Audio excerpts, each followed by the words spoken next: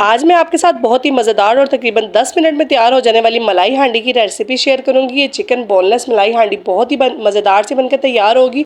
तो जी बिस्मिल्लाहिर्रहमानिर्रहीम, अस्सलाम वालेकुम। Welcome to my YouTube channel Anas food valley. Welcome to all my viewers. तो जी कैसे हैं आप सब। आज हम आपके साथ शेयर करेंगे बोनलेस चिकन मलाई हांडी की रेसिपी, जो कि बहुत ही टेस्टी है और बहुत ही क्विक सी रेसिपी है। इंशाल्लाह आपको रेसिपी बहुत अच्छी लगेगी। रेसिपी अच्छी लगे तो थम्स अप दें, और अगर आप मेरे चैनल पर नए हैं तो kindly like share and subscribe my channel. तो चलें फिर इसकी मज़ेदार सी रेसिपी जो है वो स्टार्ट करते हैं। बहुत ही मज़ेदार सी रेसिपी है। रेसिपी को स्किप ना कीजिएगा, लास्ट तक देखिएगा, इंशाल्लाह आपको बहुत पसंद आएगी। तो यहाँ पर जो मैंने चीज़ें ले ली हैं वो बहुत ही बेसिक सी हैं, जो कि इजीली घर पे अवेलेबल होती हैं। 250 ग्राम बोनलेस चिकन ले लिया, जिसे मैंने इस तरीके से क्यूब शेप में कट कर लिया। हाफ टी स्पून यहाँ पे ब्लैक पेपर पाउडर है।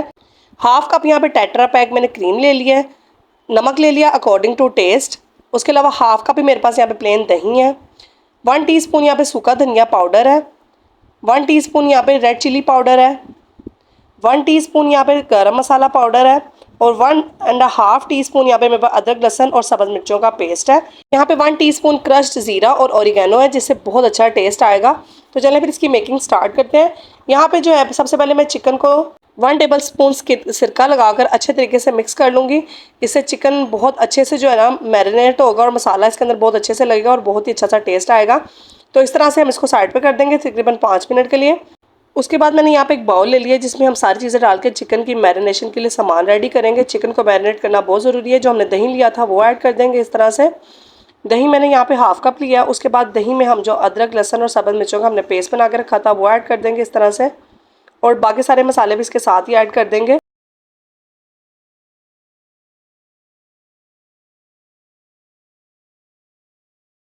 तो यहाँ पे सारी चीज़ों को डालने के बाद अच्छे तरीके से मिक्स कर लेंगे। बहुत ही अमेजिंग सा मिक्सचर रेडी हो जाएगा। इससे जब आप चिकन मैरिनेट करेंगे तो बहुत ही अच्छा टेस्ट आएगा और बहुत ही सॉफ्ट और जूसी और टेंडर सा हमारा चिकन बनके रेडी होगा।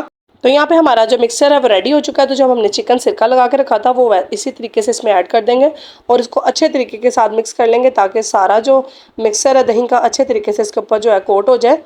इससे बहुत अच्छा फ्लेवर आएगा। चिकन को मैरिनेट करके कुक करने से इसके अंदर मसाले बहुत अच्छे से मिक्स हो जाते हैं और बहुत अच्छा फ्लेवर आता है। तो यहाँ पे इसको अच्छे तरीके से हमने जो है ना मिक्स कर दिया और इसको 10 से 15 मिनट का हम तकरीबन रेस्ट देंगे। अगर आपके पास टाइम है तो आप इसको 1 से 2 घंटे के लिए ज़रूर रेस्ट दें, नहीं है तो सिर्फ 10 मिनट का ज़रूर रेस्ट दें। दूसरी साइड पे यहाँ पे मैंने एक पैन ले लिया, जिसमें मैंने 2 to 3 टेबलस्पून ऑयल डाल दिया। अब मैं यहाँ पे ऑयल में बना रही हूँ, आप चाहें तो बटर या घी में भी बना सकते हैं। अब यहाँ पे 10 मिनट हो चुके थे। जो चिकन का मिक्सचर मैंने रेडी करके रखा था उसको सारे को अच्छे तरीके से साफ़ करके इसमें डाल देंगे और इसको अच्छे से जो है ना कुकिंग ऑयल के साथ जो है कुक कर लेंगे इस तरह से।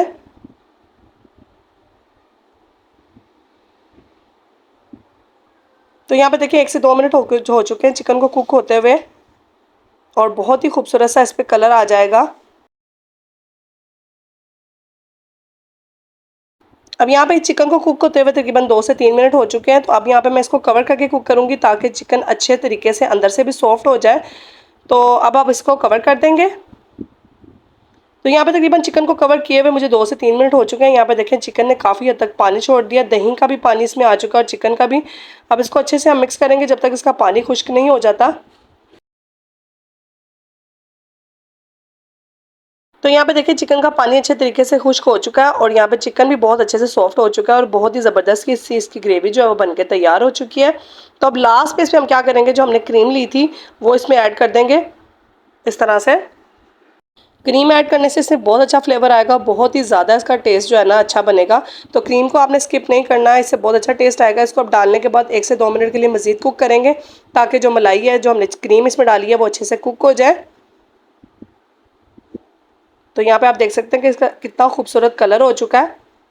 तो यहाँ पे क्रीम भी इसमें अच्छे तरीके से कुक हो चुकी है। तो अब हम इसको जो है ना 1 से 2 मिनट के लिए कवर करेंगे और इसको दम देंगे। उसके बाद फिर आपको इसको जो है ना प्रेजेंट करके दिखाएंगे, डिश आउट करके दिखाएंगे। तो कितनी खूबसूरत सी हमारी मक्खन मलाई हांडी झटपट सी बनके तैयार हुई है।